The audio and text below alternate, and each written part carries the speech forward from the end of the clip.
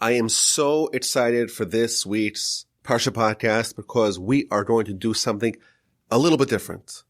We're going to do today, instead of one big idea in the Parsha, I prepared a grab bag of ideas on the Parsha, 5 different insights, 5 different discoveries on the Parsha. Let me know if you like this new format. Do I need to say my email address again? I don't think so. I think you all already know my email address, and you could email me if you like this new format. So here we go. Let's begin with the beginning of the Parsha.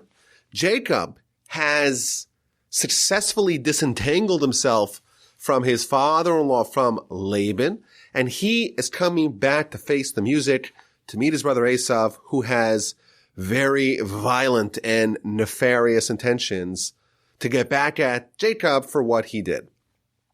And he sends messengers, and the messengers come back and say, by the way, Esav is coming back towards you. You're going to meet. You're going to rendezvous.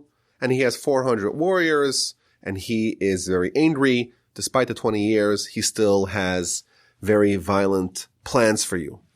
So Jacob launches into a prayer, and part of the prayer is he tells God, I have become small, I have become diminished because you have done so much kindness and so much goodness to me. Because when I crossed over originally, 20 years prior, when he was escaping from Esav, he crossed over with just this staff, with just this stick.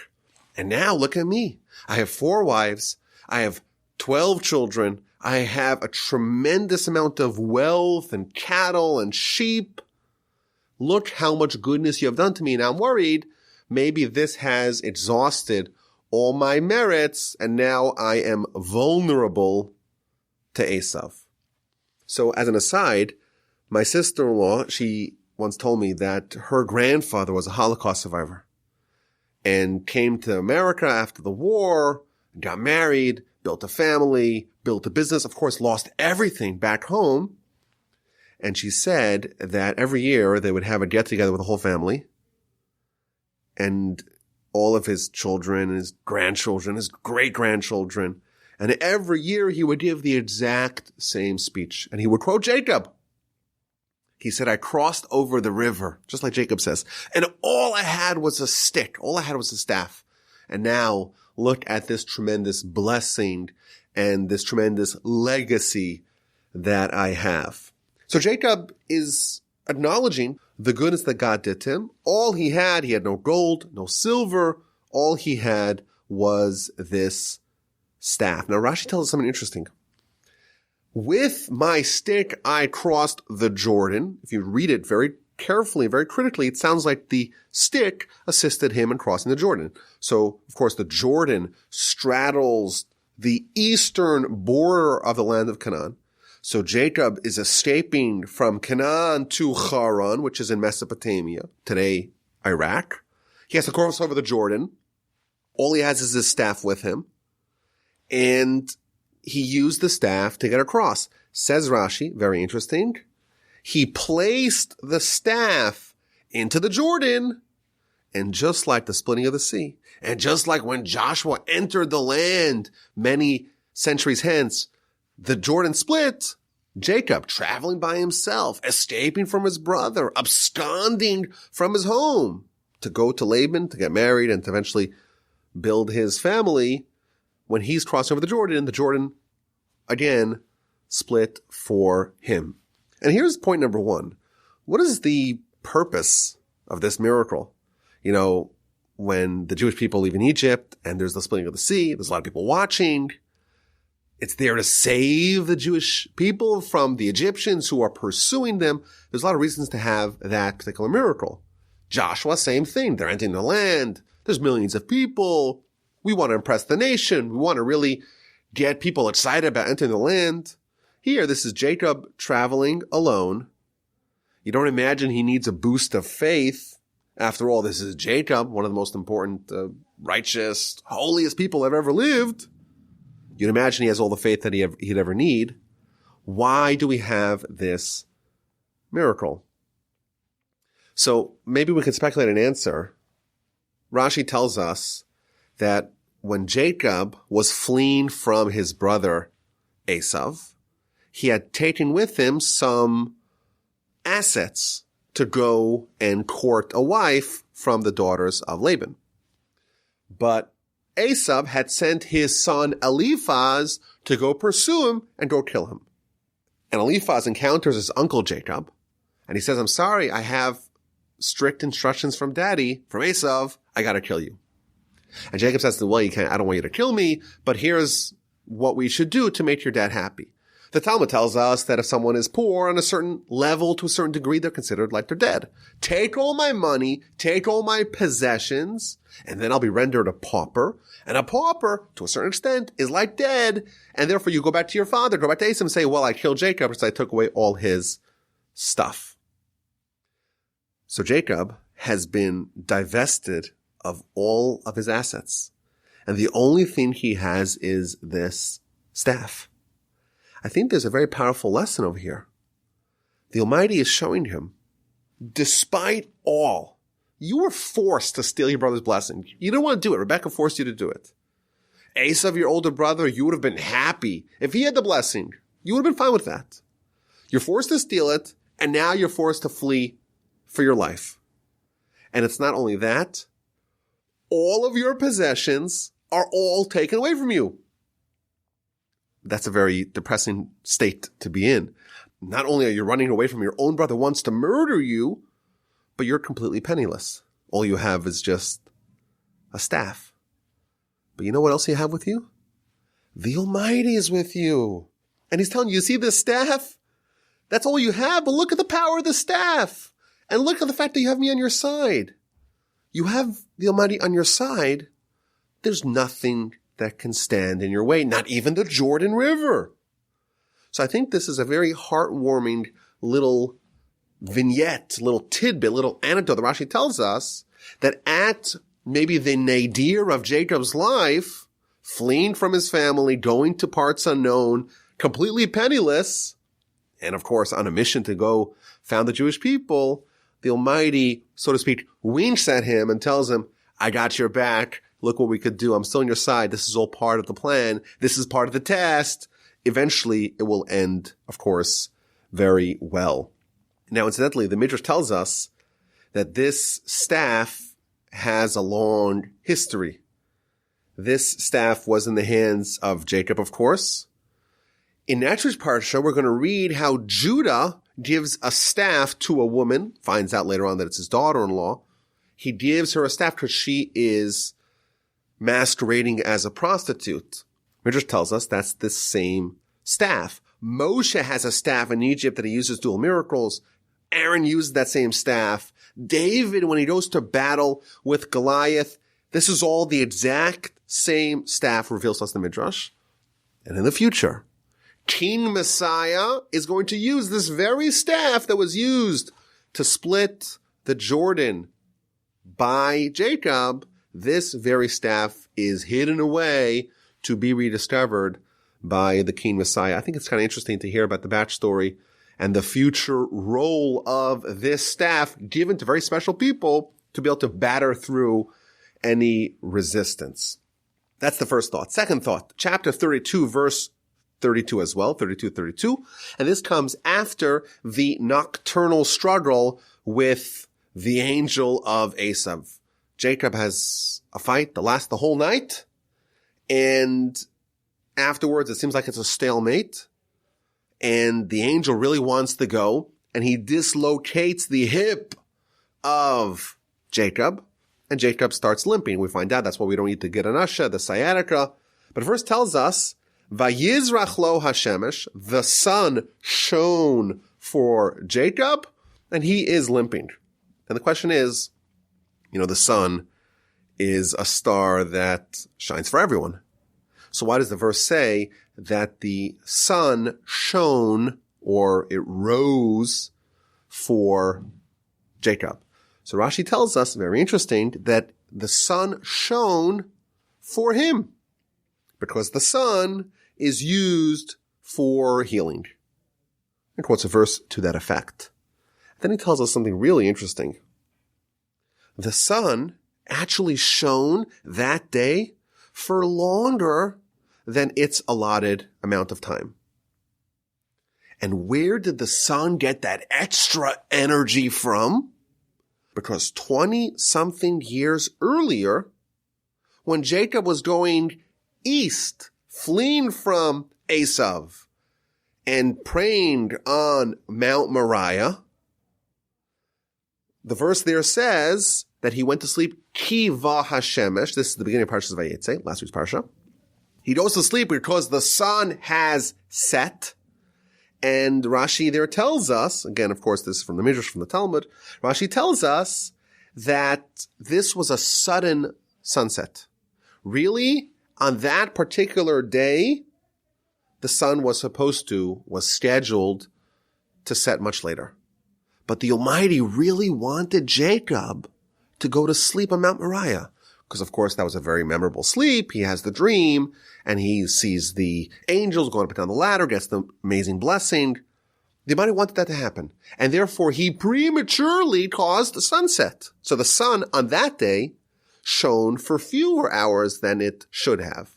Therefore, there were a few hours, so to speak, that the sun had in its bank account, in its piggy bank. And when were those hours unleashed? 20 years later, Jacob has a fight with the angel, and in order to accelerate his healing, the Almighty makes the sun shine longer, and thus evening the score, balancing things out to aid Jacob in his quest for a healing. What an interesting idea. The sun became dark, so to speak, for Jacob's benefit, so he could go to sleep, get those blessings, 22 years prior. And now the sun remained lit for longer, also for his benefit.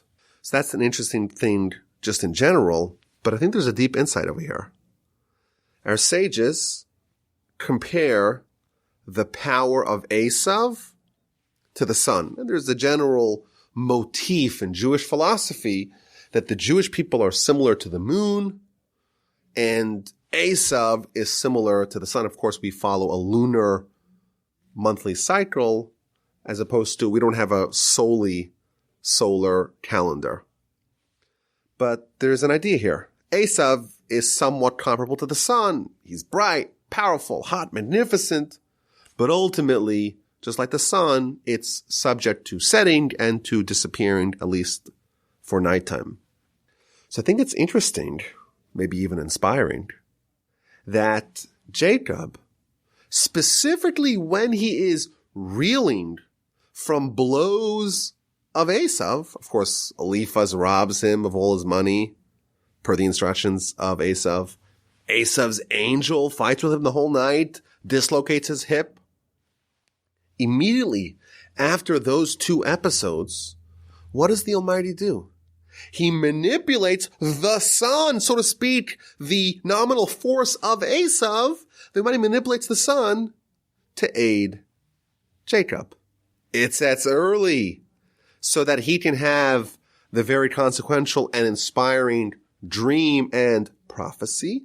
And it delays from setting to heal him from the injuries that he sustained while struggling with the angel of Esav. I think it's a very interesting idea that the Almighty specifically uses, so to speak, the force of Esav to neuter or to limit or to attenuate or to mitigate Esav's damage that he does to Jacob. Now, the third thought maybe is one that I shouldn't say because it's a little bit wild, and I don't profess to really know what I'm talking about.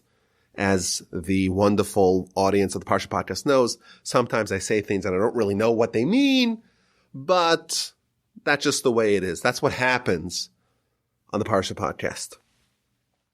So here's the thought.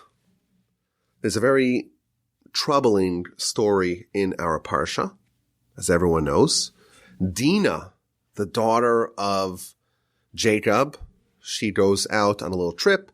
She gets accosted. She gets assaulted. She gets raped by this terrible guy whose name is Shechem, who lives in the city of Shechem, which is a little confusing. She's raped, and then he wants to marry her to add insult to injury. And eventually she is avenged by her brothers, specifically Shimon and Levi. They come and they have this whole ruse, circumcise yourself, we'll let you marry Dina. Day 3, everyone is bedridden, and they come and they decimate the entire city. So of course, there's lots of problems and questions with this story on all fronts. How do we explain what happened to Dina? What happened to Jacob? Who are these people, Shechem and Hamor, in the city of Shechem? Why does everyone in the city apparently deserve to die? It's a question the Rambam talks about, all the commentators talk about. But the Kabbalists reveal something quite provocative in this story. And what they tell us is that there's this concept called a certain spark, if you will, of a soul. And there's this idea, it's one of the big themes of Jewish philosophy, certainly once we get to the kabbalistic literature. There's this idea that there could be holiness that is embedded and submerged and hidden in very unholy places. Very important and counterintuitive idea that sometimes it's the holiness that is hiding or that is masked in very unholy places. What the Kabbalists reveal to us is that what is happening over here in the story is that Shechem, this terrible villain who takes advantage of the poor innocent girl, his soul, like the verse says, his soul cleaved to Dina, the daughter of Jacob. There was something in his soul, which we assume, of course, that's a spirit, that's a positive thing, right? The soul of Shechem is cleaving to the soul of Dina. So what the Kabbalists revealed to us is that there was some sort of deep spiritual connection between two people that really are opposites. Dina comes from the most prestigious family in the world, the daughter, of course, of Jacob and Leah, the granddaughter of Isaac from Abraham. This is the greatest pedigree, the scion of an amazing family. And then there is this guy Shechem, a total heathen, a total hooligan, a terrible guy, a criminal. And yet we're told, at least it's hinted to in scripture, that their souls had some sort of attraction, some sort of connection. So the Arizal, the greatest of all the Kabbalists, he tells us that there was a very holy soul that is trapped amidst, so to speak, this guy, this terrible guy, this very unholy guy, Shechem. Moreover, this is where it gets even stranger, the Arizal was able to identify who the person was that is the actualized version of this soul. And what he's explaining over here is that Dina is coming here, maybe unwittingly, but she's coming and she's extracting a very holy soul that is trapped in a very unholy place, namely amongst these terrible people in the city of Shechem, in the individual of Shechem. And the Arizal tells us that there is a sage of the Mishnaic era whose name was Rabbi Chanina ben Tradion. He's one of the people that the Romans killed in a very horrific, macabre, brutal, grisly way. He was the one that was surrounded, was enveloped in Torah scrolls and then placed on fire, but the fire was placed at a certain distance to prolong his agony and prevent it from just dying. One of the great heroes of the Mishnaic era, in fact, the father-in-law of Rabbi Meir. So think of him, in the end of the 1st century, beginning of the 2nd century of the Common Era. Rabbi Chanina ben Tradion, we're told, his holy and elevated soul was trapped amidst Shechem, and Dina came and extracted that soul and brought it, so to speak, back to the good side. What a strange and interesting idea. And Arizal adds that if you look at the verse when they're having this negotiation, which of course turns out to be a ruse, But Shechem and his father Hamor, they want to make a pitch to Jacob and his family, and they say, V'ha'aretz hine rachvas yadayim. The land is very broad. But the word rachvas, which means broad, is also the letters of Rabbi Hanina ben Tradion. Now, maybe going even a level deeper, if you do study the story of Shechem and Rabbi Hanina ben Tradion in the Talmud, you do find some incredible parallels that lend credence to this very unusual idea. But I think this is an idea that we have seen before, and we're going to see more of it, in fact, even today. That there is sometimes holiness that is trapped in the most non-holy places, and the perhaps collective mission of the Jewish people is to retrieve those sparks and once again restore them to their prominence. Okay, that's the third thought. And again, I fully acknowledge it's a very advanced kabbalistic idea, but that's what we do sometimes on the Parsha Podcast. Maybe it's to our peril, maybe not. I don't know. Okay, here's the fourth thought. This comes from chapter 35, verse 26.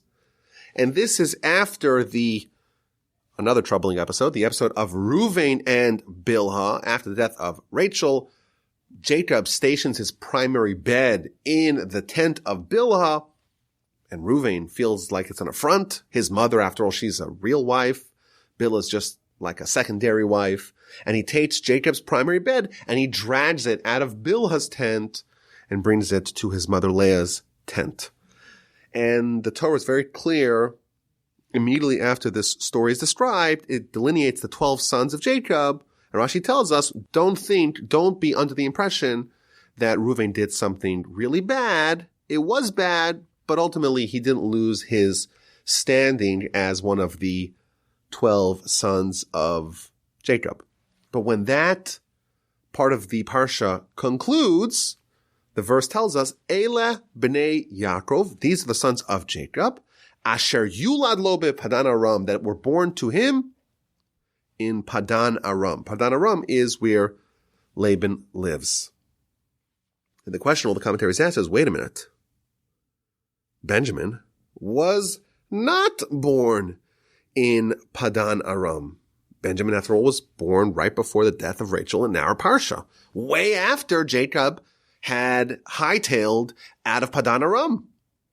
So why does the verse say these are the sons of Jacob, apparently referring to all of them, that were born in Padan Aram? So all the commentators talk about this.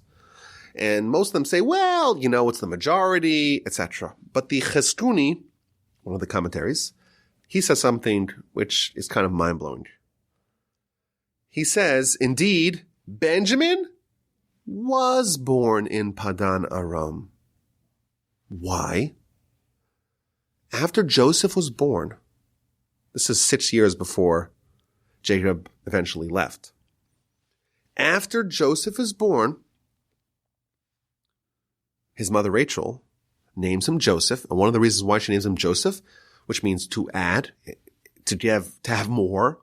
Why does she name him Joseph?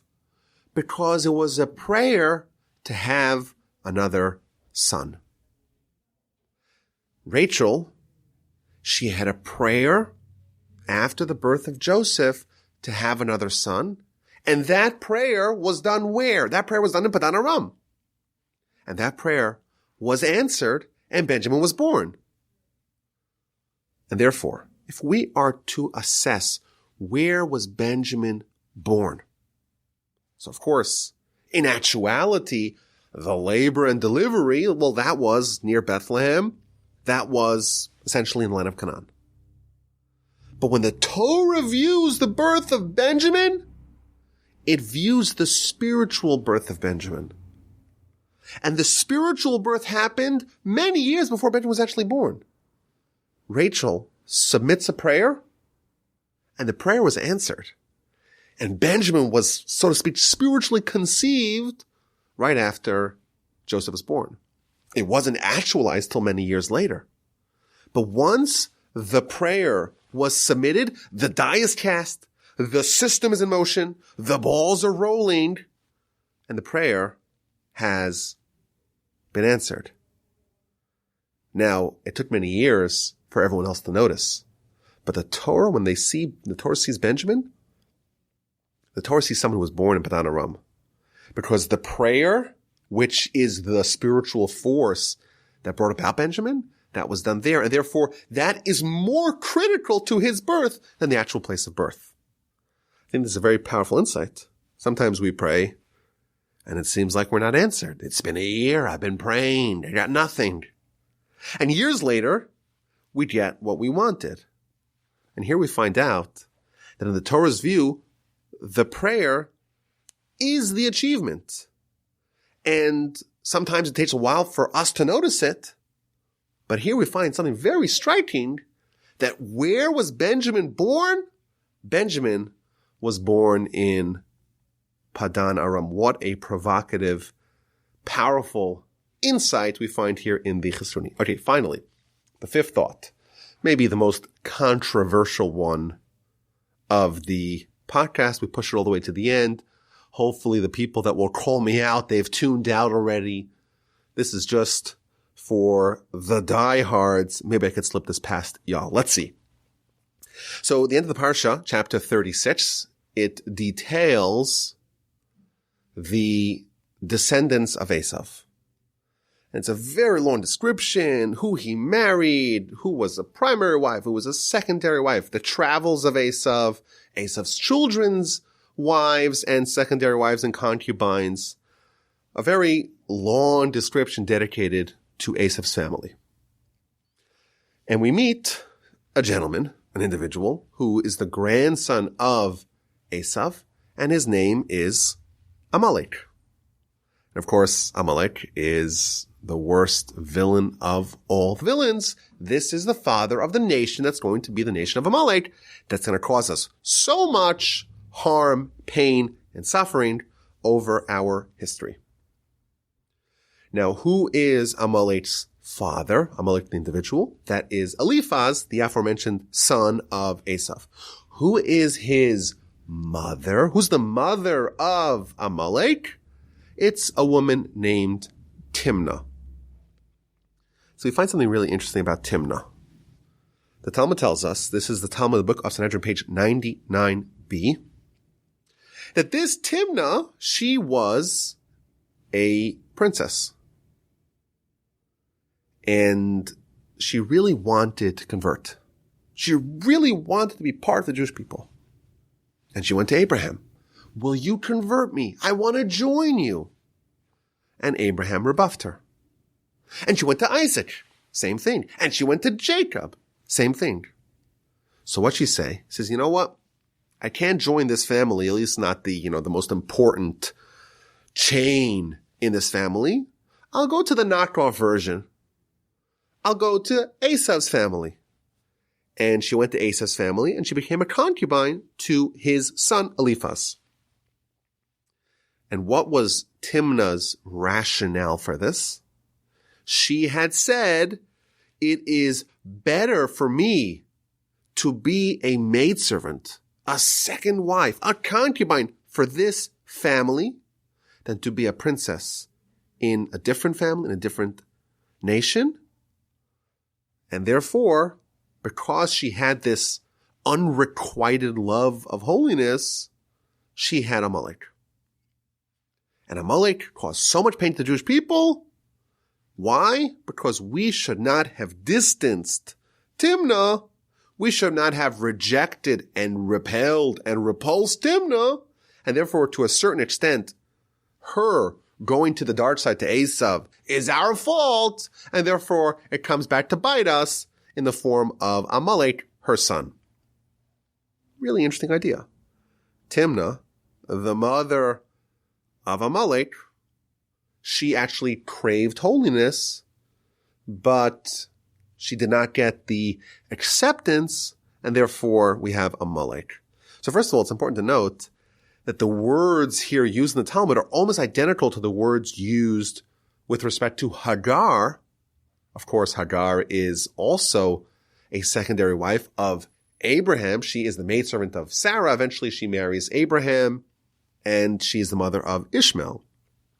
If you look at the first time that Hagar is mentioned in chapter 16 of Genesis, It tells us that Sarah had an Egyptian maidservant, and she eventually proposed that Abraham take her as a secondary wife or concubine. Rashi tells us, Bat Paro Haita. She was the daughter of Pharaoh. And when Abraham and Sarah, they were in Egypt and Pharaoh, and everyone saw the miracles of Abraham and Sarah, Pharaoh said, it's better that my daughter should be a maidservant in this family and not a princess in a different family. So almost the exact same process, so to speak, that Timnah had, that is resembling Hagar. Now, I want to stress, Amaleik is a very big subject in the Torah. They are the first nation to dare wage battle with us after the Exodus. But I think it's very interesting and noteworthy that when we look at their pedigree, the first thing that we know about this family, the first drive, so to speak, of the antecedents of Amaleik is a certain craving for holiness. Now, to add another interesting component to this, what is the ultimate end of Amaleik? So the Talmud, again in Sanhedrin, this time not 99b, it's 96b, we find out that Haman, of course, he's the archetype of Amalek. He really is the heir of Agag. He's Amalek. And he is, of course, the villain of the Purim story.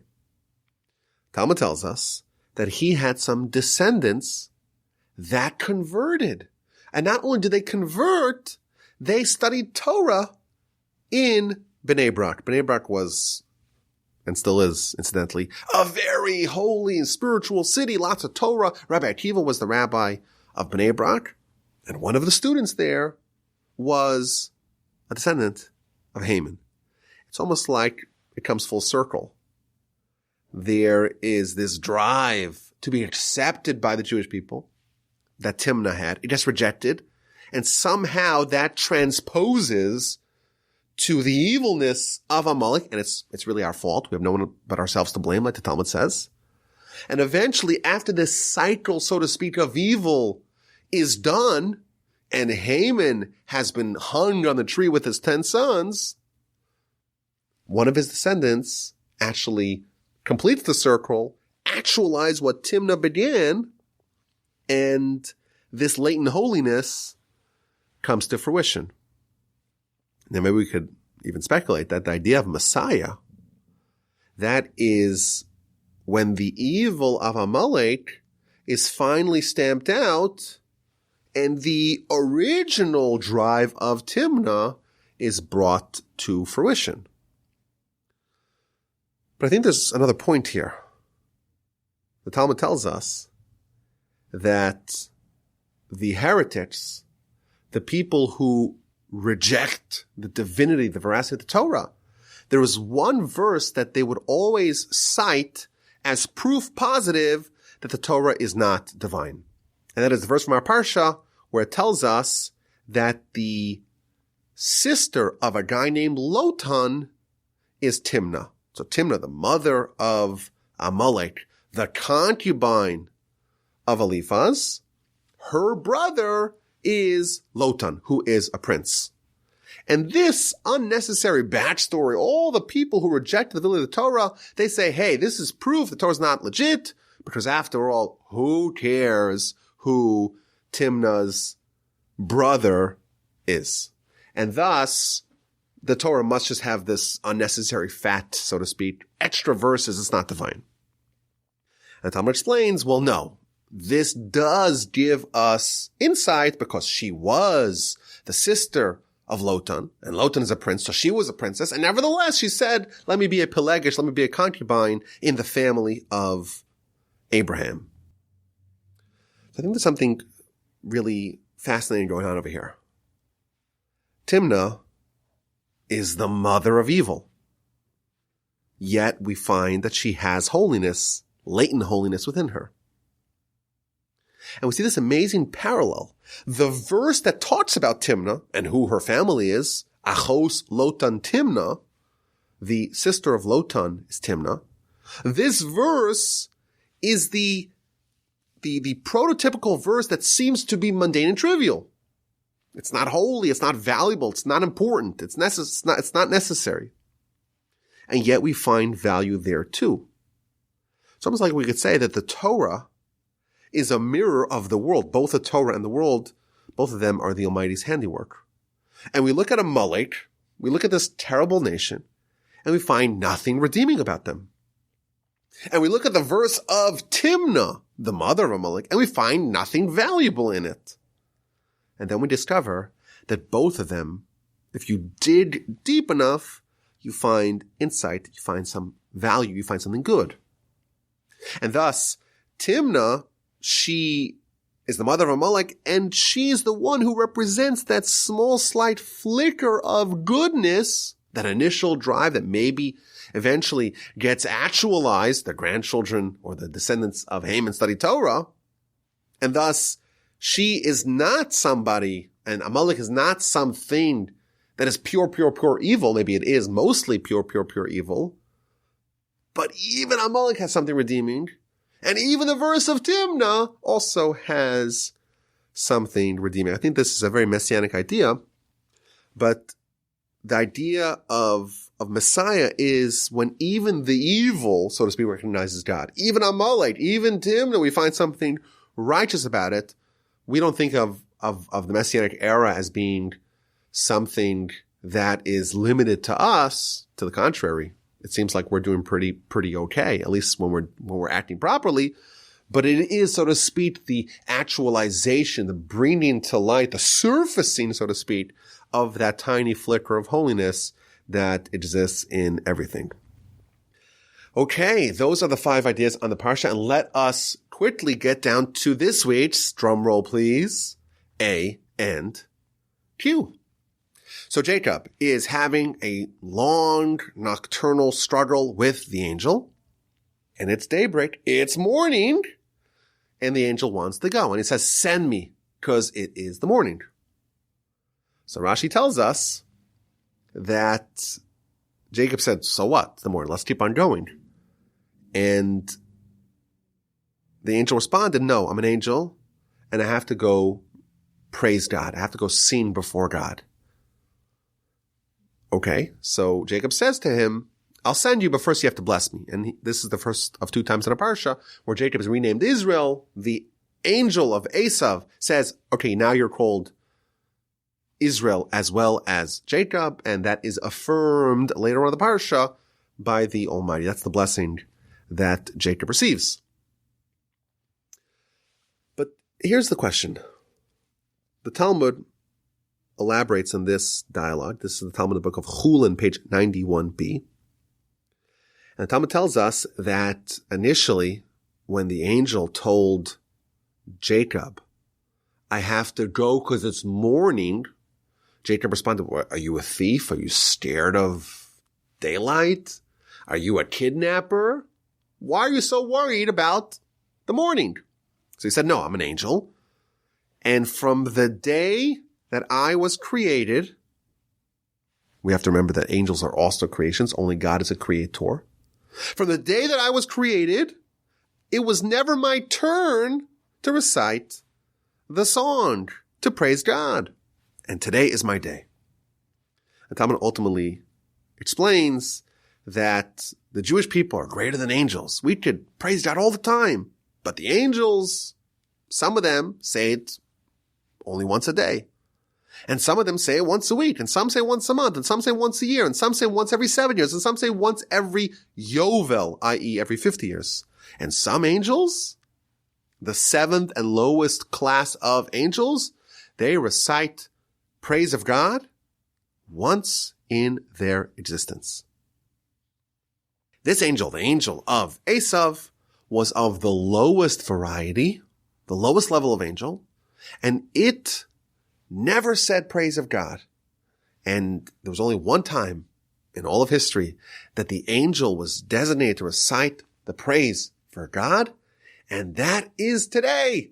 But he is in this tussle with Jacob, and it's time, the clock is ticking, so to speak. And Jacob doesn't want to let him go, and Jacob only relinquishes him. Jacob only releases and sends him to go say his praise of God on high only after he gives Jacob a blessing. So I think this raises some really interesting questions. First of all, Jacob is accosted by this terrible monster beast, and then when it kind of ends in a stalemate, Jacob apparently wants to continue struggling. Jacob doesn't release the angel. So we can maybe pursue the question of why is Jacob insisting on prolonging this encounter? Another question we could perhaps ask is, why is daybreak the time of praise? Can't praise God in the middle of the night, in the afternoon maybe, in twilight, noon, late morning? Why specifically daybreak? A third question perhaps we can ask is, why couldn't he praise God from where he was? He's in the middle of a fight with Jacob, and he praises God. Why does he have to, so to speak, ascend to heaven above to do the praise? Those are three questions I think we could ask. But here's the question that I want to ask. Here's this week's A and Q. Why was this day precisely the day that the angel of Esav was designated to sing praise to God? Isn't it interesting? Isn't it a wonderful coincidence? The one time in the Torah that I can think of that we have a fight between an angel and a man is this very dramatic story thing of our Parsha. Jacob is fighting the whole night with this angel. Oh, and this just happens to be, this is the very same day of all the days of all of existence that this particular angel is on slate, is designated to recite praise for God. So the question I want to pose is, what is the connection? There's got to be a connection, right? What is the connection between what is happening here when Jacob is fighting, is struggling with the angel, and the fact that this specifically is the time, is the day where the angel is supposed to praise God? That's the question. If you have any answers, email them to me, rabbiwolbe@gmail.com. Let's get to last week's A and Q. And the question was, why does Esav and Esav's descendants, Amaleik, shall we say, why do they specifically target Jacob and the Jewish people when they are about to return to the land? Now, when we started this A and Q project at the beginning of this current cycle of the Torah, so the first week I got so many responses, I said, okay, well, this is just the first week. I'm sure after a bunch of weeks, things will subside. People are excited because it's, the new shiny thing. But eventually things will restore. Maybe we'll get 1 or 2 responses every week. But I'm getting more answers and better answers and sharper answers. It's almost like it's gaining steam. So again, this is another proof that this Parsha Podcast audience is just the best one that exists. Got so many answers, so many interesting answers. Maybe Esav didn't attack because he was scared of Laban. Maybe Amaleik, whenever the Jewish people are surrounded by other people, maybe that would be a threat to them. They only attack when the Jewish people are at their weakest, and the most convenient time to try to annihilate Jewish people, that's when they attack. Maybe when we are mobile, we are moving, we're bunched together, we're easy to knock off. We got a great answer from a listener who noted that Esav/Amaleik, they know that when we're surrounded by other people in other nations, then we could kind of self-immolate. We could destroy ourselves. We could self-destruct. And that's the danger, so to speak, when we are in the diaspora. And Esav and Amaleik says, you know what? Let them destroy themselves. When we're going back to our homeland, we're connecting, so to speak, to our identity and to our national mission and standing. That's when there is a threat, or that's when they're threatened, and that's when they attack. Maybe Amaleik does not mind if we flourish outside the land of Israel.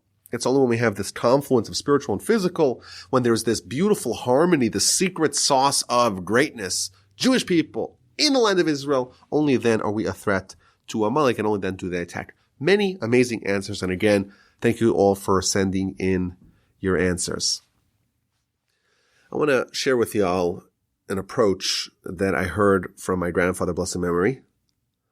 But I want to maybe give a few introductions. Number one, you notice in the beginning and the end of Parsha Vayetze, Jacob is sending angels and Jacob is receiving angels. And there's angels going up and angels going down. Rashi tells us that these are different angels. There's the angels of the land of Israel, and they're leaving because Jacob's leaving the land of Israel. And then there's the angels of the diaspora, and they're coming to protect him. And at the end of the Parsha, after he's lived this whole crazy experience with Laban, he's going back to the land of Israel, and then he meets angels at the end. These are the angels of the land of Israel to come to protect him. So I think the first thing that we notice is if the protection granted to Jacob is different in the land of Israel than out of the land of Israel, you'd imagine that the threats that Jacob faces in each place are different. So what exactly is the threat of Esav/Amalek? So of course, like I mentioned earlier, this is a very big subject in Jewish philosophy. Very big subject. But briefly, there is a concept called klipa. I'm sure many of y'all have heard of this concept. It's a very foundational concept in Kabbalah. Klipa means a peel, like you have an apple. An apple has a peel upon it that's protecting, that's sheathing, that's covering the actual fruit. So that's a concept, of course, that exists in the physical material world. You have a seed, and then there is a shell. You have a fruit, and there's a peel. That's the way things work in the physical world. And that, of course, is paralleled in the spiritual world. There is a spiritual peel that's covering the spiritual fruit that is desirous. And what we need to do is we have to peel away. We have to remove the peel, the klipa, to be able to discover the actual fruit that we want. So in fact, the Kabbalists tell us that when you have a question is a good thing or is it a bad thing? A question, say the Kabbalists, is a klipa, it's a peel. It itself is not very helpful, but it allows you to potentially discover what's beneath the peel, what's behind the facade, what's underneath the shell, and discover the fruit, the thing that you desire. And by the way, the greater the fruit, the thicker the peel, thicker the klipa, the thicker the shell that covers it. And therefore, when you see someone that has a very, let's say, terrible desire for a certain sin, that is actually evidence that that area is where they have the most capacity for holiness. Because if you see a thick shell, you know there must be a really juicy, robust fruit beneath that thick shell. And thus, we could maybe say that our mission as Jews is to try to penetrate the peel, the shell, and unearth and surface the fruit. So what is the role of Amaleik? The kind of threat that Amaleik presents to the Jewish people is a unique threat. Most peels, shall we say, most klipot, most shells, if you shine a bright light in it, so to speak, it melts away. It evaporates. And thus, the Jewish people leave Egypt. And who finds out about this? Everyone, all the nations find out that everyone's trembling. And there's one nation that stands stoic and says, I am going to attack this nation when they seem to be invincible. And that is Amalek. What Amalek does, the nature of the klipa, so to speak, of Amalek is to try to limit the revelation from being actualized. It's there to, so to speak, sever between the knowledge and the expression, the manifestation of that knowledge. What happens after the Exodus? The whole world knows that God is in control. Look what he's doing here. Look how he's humbling the Egyptians. Look how he's redeeming his people. The Almighty controls it all. That's what everyone sees. You know who else sees that? Amaleik sees that. And Amaleik is now activated. Because that bit of knowledge, that could lead to real change. That could be actualized. And Amaleik's power, so to speak, or its threat, is at the crossroads between insight and actualization. When the Jewish people are coming from the lowest point, and they have this insight, and now they're going to go actualize it in the land of Israel, right away, there's this force that gets triggered that's there to try to stop it. We are a great nation. And if there's a great nation, there's got to be an anti-great nation. There's got to be a counterweight to us. Something that's the exact opposite of us. When we're nowhere near our destiny, Amaleik is not activated. It's only if we get kind of close to this fruit, so to speak, only then does the shell, does the peel, does the klipa, if you will, become activated. Esav, he's someone who has his head severed from his body. And like we mentioned in the past, that symbolizes a certain flaw where what you know does not affect what you do, how you live, who you actually are. That's Amaleik. Amaleik is when the revelation, the discovery has been ignited and it's about to become real. It's about to kind of make that very long and treacherous journey from your head to your body, to who you are. That's when that particular klipa comes to life. And thus Amaleik only attacks us when, so to speak, its role to play is present. At the point of transformation from spiritual poverty to spiritual greatness, that happens after, in the aftermath of a great revelation. That's when Amaleik comes to bear. And thus, Jacob's in Padan Aram, he's in Mesopotamia. There's no Amaleik there. That's not where Amaleik is. When he's about to kind of unite these worlds, bring it all together, make it all real in the land of Israel, specifically at that juncture, at that crossover point, that nexus, that is when Amaleik comes to life, and that is the theme that is repeated again and again. And perhaps we could even suggest, we talked about this multiple times already, the idea of Messiah, well, that's the idea of ultimate actualization of everything, right? That's when everyone knows, and it becomes completely incontrovertible to all that the Almighty exists. It's all real. Torah is real. Jewish people is real. Everything is, as we've said, it has been for all the years. And the last enemy that we face, the last hurdle we have to overcome before that is done, is particularly this klipa of Amaleik. And once we overcome that, maybe like we mentioned earlier, even Amaleik will yield something positive. But until we get really close, then they're not even present. When we're on the doorstep, on the threshold of actualizing our destiny, that's when we have to face the last frontier, the last battle. It's almost like a trope in great stories of fiction, right? Right when you're about to get the goal, to make the discovery, right then, that's when the most formidable, so to speak, of enemies surfaces. And that's Amaleik. And of course, we hope to one day witness this great final triumph over Amaleik. Of course, we are familiar with the apocalyptic prophecies that talk about a great final clash. And that's the idea of Gog and Magog. What that is, who knows? Hopefully we'll be able to witness and find out for ourselves. But that's the idea of Amaleik.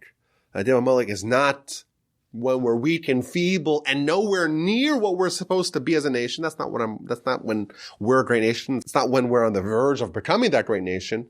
And that's not when Amaleik attacks us. It's only when we are actually close, that's when we have to face our greatest enemy. I hope you enjoyed. I hope you enjoyed this new format. I know it went a little bit long, but if you're still here, I appreciate you.